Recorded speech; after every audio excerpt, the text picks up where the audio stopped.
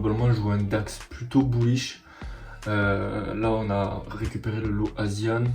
On est revenu sur le chiffre rond des 19 600. Ouais, je pense qu'on est plutôt bullish. Ok, donc là, vous voyez, je suis dedans. Je suis rentré sur ce fair value gap là, une fois qu'on avait pris le chiffre rond ici. Allez, on a quelques points du TP1 là, vient me toucher, je suis ABE de toute façon, le trade est sécurisé et je pense qu'on va aller directement toucher TP1 et on va aller chercher le high asiatique les gars. Moi j'ai envie de dire, la première c'est le trading, je trade, j'adore ça.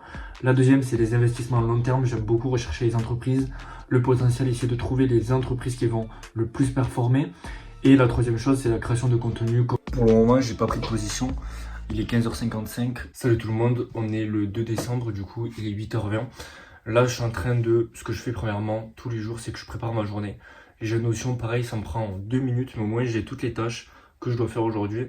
Donc aujourd'hui j'ai plusieurs tâches, notamment prendre les plans pour vidéo YouTube, réel, etc. Mes 2 sessions de trading, mes investissements à long terme, je dois manager un petit peu tout ça. Donc ça c'est la liste globalement, c'est ce que je fais chaque début de journée. J'ai une liste, j'ai une liste de tâches aussi à faire. Ça c'est tous les jours indiscutable, comme marcher 7000 pas, etc. C'est des trucs que je dois faire tous les jours. Et en plus, j'ai les tâches quotidiennes qui varient en fonction des journées. Mais globalement, les journées se ressemblent. Donc voilà, là je suis en train de préparer ma journée et je vous reprends du coup avant 9h pour l'ouverture du DAX. Donc là, il est 8h56. Globalement, je vois un DAX plutôt bullish. Là, on a récupéré le lot Asian. On est revenu sur le chiffre rond des 19 600. Ouais, je pense qu'on est plutôt bullish. Je vais attendre le retour sur faire le gap là. Vendredi on était aussi bullish, on est revenu sur un niveau Fibo, sur un fair value gap. On a pris le low Asian, je pense qu'on peut tranquillement aller chercher le high Asian et pourquoi pas le high d'hier. Ça me ferait un ratio de 3,17, ce qui est un bon ratio, c'est plutôt pas mal. Donc voilà, si jamais je prends une position, je vous tiens au courant. Ok, donc là, vous voyez, je suis dedans. Je suis rentré sur ce fair value gap là, une fois qu'on avait pris le chiffre rond ici. Ce fair value gap là, on est dans une tendance haussière. Je suis dedans, si ça fait SL, ça fait SL, si ça fait TP, ça fait TP. Là maintenant, c'est plus dans mon contrôle, j'ai un premier TP sur le ratio de 1, je mettrai ABE et mon TP final en haut de la session asiatique. Je pense que je le bougerai peut-être au-dessus, au niveau du previous daily high. En tout cas, là, j'ai pas risqué énormément aujourd'hui parce qu'on est le premier jour de la semaine, parce que j'ai quand même une contre-confluence ici, qu'on avait le fair value gap, on a réagi dessus. Donc voilà, je suis dedans et on va voir ce que ça donne. Allez, on a quelques points du TP1 là, vient me toucher, je suis ABE de toute façon, le trade est sécurisé et je pense qu'on va aller directement toucher TP1 et on va aller chercher le high asiatique les gars. Ouais, du coup les gars, je me suis fait BE, j'ai mis le BE plutôt que prévu, normalement je le mets au TP1, mais là j'avais quand même des contre-confluences, notamment ce fair value gap qui tenait super bien, cette OB là. Donc j'ai mis le BE plutôt que prévu, c'est pas grave, trade ABE, c'est quand même un beau trade, je pense qu'il va quand même aller plus haut, mais c'est tout pour moi pour ce matin, je prendrai pas d'autres positions. Et on va voir si le biais va se respecter. Bon, du coup, comme vous l'avez vu ce matin, j'ai pris TP1 et BE. Et je voulais justement revenir sur ça, sur ce point. Aujourd'hui, on va parler de la frustration. Je suis pas du tout frustré parce que maintenant que je prenne un SL ou un TP, c'est la même chose dans le sens où j'ai respecté mon plan, j'ai fait ce que j'avais à faire. Et voilà, et puis c'est un BE. Franchement, c'est mieux qu'un SL, déjà, il faut se dire ça. Mais c'est frustrant, j'étais à 2 points de mon TP1. Et au final, le prix est venu me BE.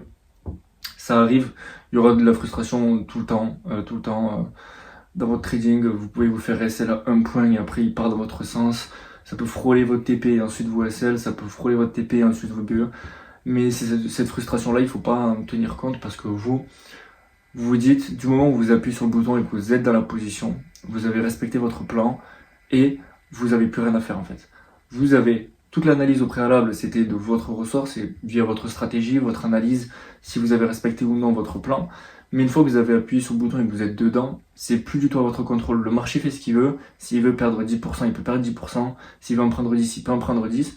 Donc voilà, il faut relativiser. C'est pas repousser la responsabilité sur quelque chose d'autre parce que, au contraire, il faut prendre les responsabilités. Mais voilà, une fois que vous êtes dans le trade, que ça fasse SLTP ou BE, c'est plus de votre sort et apprenez de vos TP, apprenez de vos erreurs, apprenez de vos BE, même de vos SL.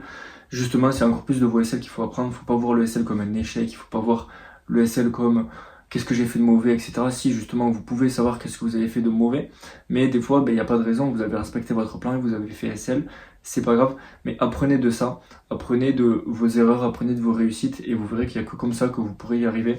Moi, ça fait 2-3 mois là d'affilée où je fais le moins positif, même plus.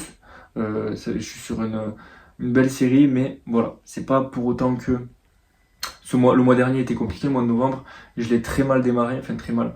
J'étais à moins de 2% à peu près. Au final, j'ai terminé qu'à plus 1% sur le mois, ce qui est pas du tout énorme, hein. Mais c'est un mois BE, c'est mieux qu'un mois à moins de 3%. Donc voilà, apprenez de vos erreurs, apprenez à vous connaître aussi, à savoir, ok, qu'est-ce qui fonctionne le mieux pour vous. Moi, par exemple, avant, je tradais c'est les mêmes principes que j'utilise là, mais j'étais sur du 1 minute, 2 minutes, 5 minutes.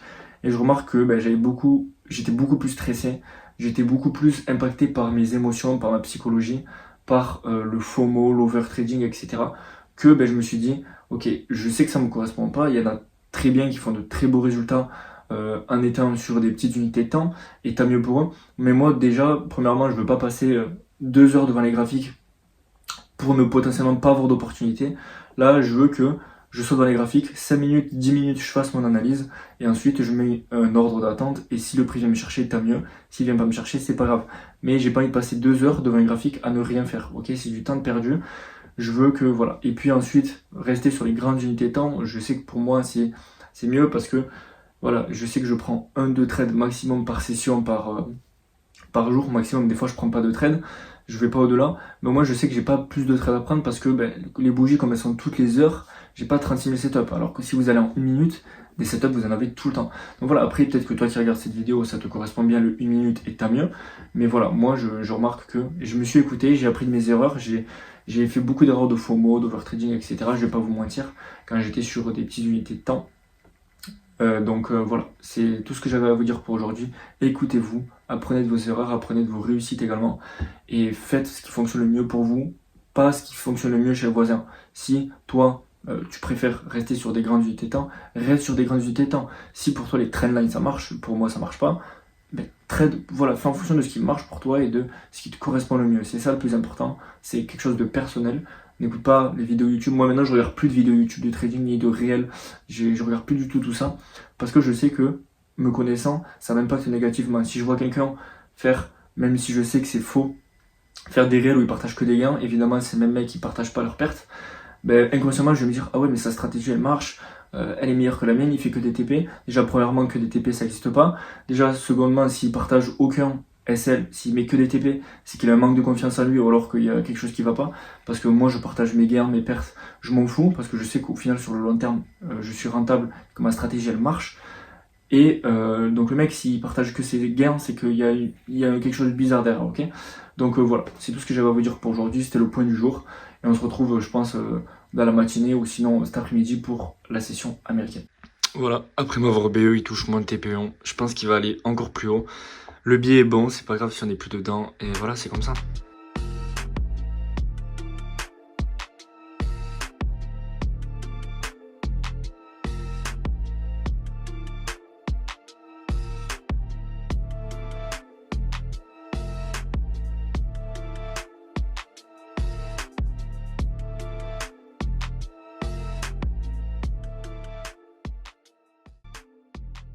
Là, je suis en train de commencer le montage de la vidéo du jour.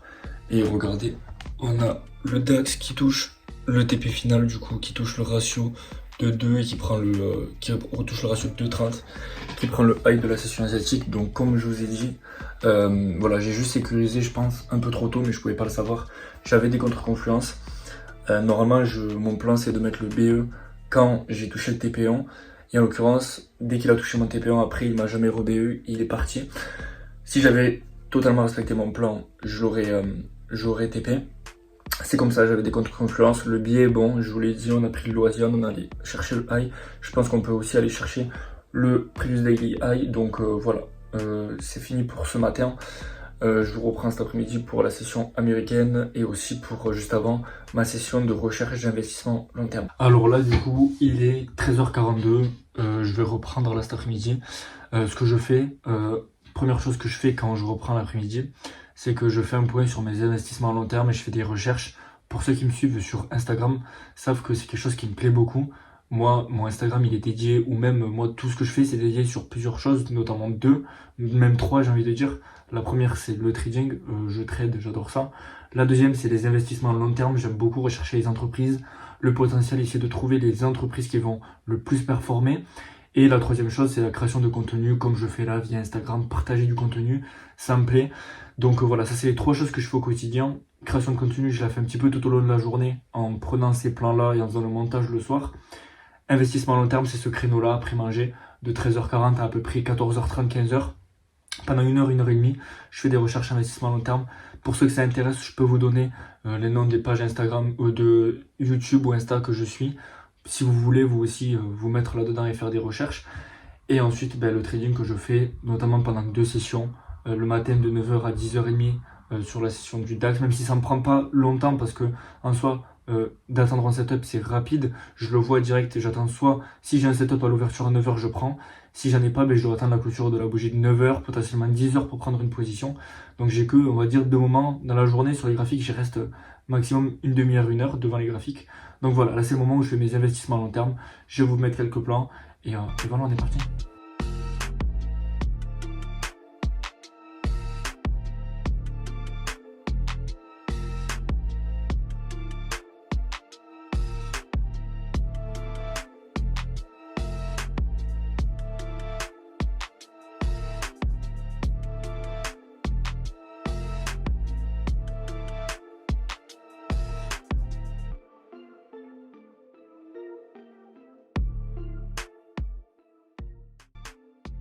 Ok, donc là il est 15h20, les marchés américains vont bientôt ouvrir. J'ai plutôt une vision bullish sur les indices américains là. Le DAX qui fait déjà son petit mouvement. J'aime beaucoup l'SP500 à la hausse et le Nasdaq aussi. On a des annonces là à 15h45 et à 16h, donc ça peut amener de la volatilité. Je m'attends à un petit retracement plus bas dans le fair value gap et dans les niveaux FIBO pour pouvoir potentiellement acheter. Ça me plaît beaucoup, on va voir ce que ça donne. Comme d'habitude, si je prends une position, je vous fais un update juste après. Pour le moment, j'ai pas pris de position. Il est 15h55. Je m'attendais, je vais vous montrer à quoi je m'attendais. On n'a pas eu de retracement. Je voulais vendre le Dow Jones. On n'a pas eu de retracement, il a direct coulé. Là, il va bientôt prendre son previous daily low, donc pas intéressant pour moi. Il a déjà quasiment atteint son objectif. Et le SP500, le Nasdaq, pareil, je cherche un achat et il s'est envolé directement, donc pas d'opportunité sur le Nasdaq et le Dow Jones. Et là, je vais attendre du coup un potentiel retracement sur le SP500. Je vais vous montrer de suite ce que j'attends, ce que j'attendais sur le Dow Jones, le Nasdaq et ce que j'attends du coup maintenant sur le SP500. Donc là, on est sur le SP500, clairement, on est bullish. Si on regarde en daily, même le jour d'avant. Moi, je me base beaucoup sur les jours précédents. Et quand je vois les jours précédents comme ça, qu'on est bullish, je me dis ok, je vais potentiellement chercher des achats. Donc là, on est revenu sur les 50% de ce retracement. Donc pour moi, on est quand même bullish. De base, j'attendais un petit retracement sur ce fair value gap là. On en a formé un autre là. Donc là, ce que je vais attendre que le prix revienne à peu près là-dedans, sur ce niveau-là, FIBO, pour potentiellement acheter. J'aurais pu prendre un short ici, sur sweep de previous daily high, mais le problème c'est qu'on est tellement bullish que je me sentais pas d'acheter ici en fait. Et là, cette clôture de bougie me fait penser qu'on est plutôt baissier, mais ça me va parce que je vais attendre un potentiel retracement pour aller chercher ça. C'est dommage parce que je voulais acheter avant qu'on prenne ce high là, donc l'Asian high et le previous daily high. Pour moi, les objectifs sont atteints. Regardez le Dow Jones, pareil, je voulais vendre. je voulais attendre la clôture de la bougie, qu'elle revienne là, et regardez, il atteint mon objectif, donc rien d'intéressant. Pareil, le Nasdaq, j'attends un petit retracement qui parte et il est parti sur moi. Donc maintenant, je vais attendre le SP500, mais c'est pas dit que je prenne la position parce que pour moi, on a déjà atteint l'objectif qui a été de viser ça. Donc voilà ce que j'attendais aujourd'hui. C'est rapide. Mes analyses, je les fais en 5 minutes. Là, il est 15h57. J'ai pas pris d'opportunité, mais au moins pas d'overtrading, pas de FOMO. Et je pense que ça va être fini pour aujourd'hui. Ça y est, du coup, session terminée. Là, il est 16h. Du coup, j'ai pas pris de position. Tous mes trades, toutes mes analyses ont respecté le bon biais, donc ça je suis content. Le Dow Jones à la vente n'est pas venu me chercher, il a touché le previous daily low, donc mon objectif théorique du jour. Pareil pour le SP500 et le Nasdaq à la hausse.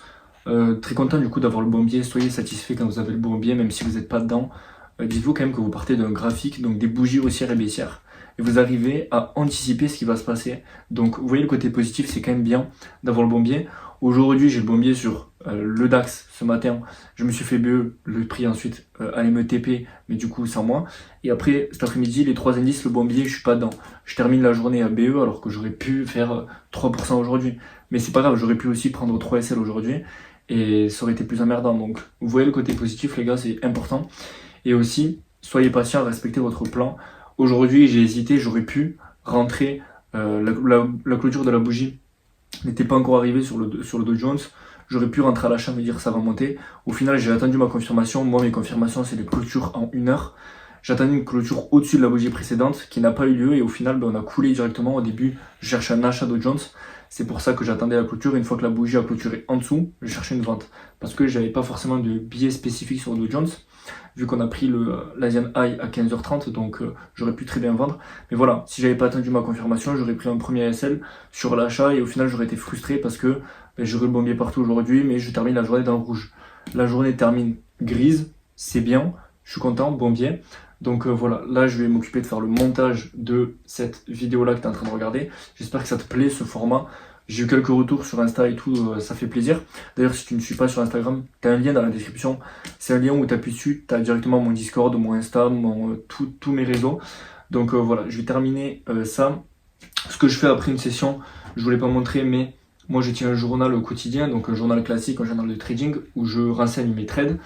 Et ensuite, j'ai un endroit où je mets toutes mes analyses du jour en fonction de comment ça se passe. Et à la fin, je note les erreurs que j'ai fait, les bonnes choses que j'ai fait, comment j'aurais pu mieux faire et ce que j'ai appris. Ça me permet, quand je reviens en fin de semaine, le week-end, de faire mon bilan, de voir, ok, qu'est-ce que j'ai pas fait de bien cette semaine, qu'est-ce que j'ai fait de bien, qu'est-ce que j'ai appris. Surtout, c'est important, via ces erreurs et ces bonnes choses d'effectuer, j'apprends, comme je vous l'ai dit ce matin, apprenez de vos erreurs. Ne soyez pas frustrés de faire des erreurs, c'est normal. Et ensuite, je mets une note sur 10. Moi, la confiance en moi et en mon plan, gestion des émotions sur 10 et respect du plan, stop loss et management. Donc voilà, ça me fait une note sur 10 à la fin. Comme ça me permet de faire un bilan sur ma journée. Donc ça, c'est mon premier bilan de la journée, mon bilan trading. Et ensuite, à la fin, je fais le bilan de ma journée au niveau des tâches.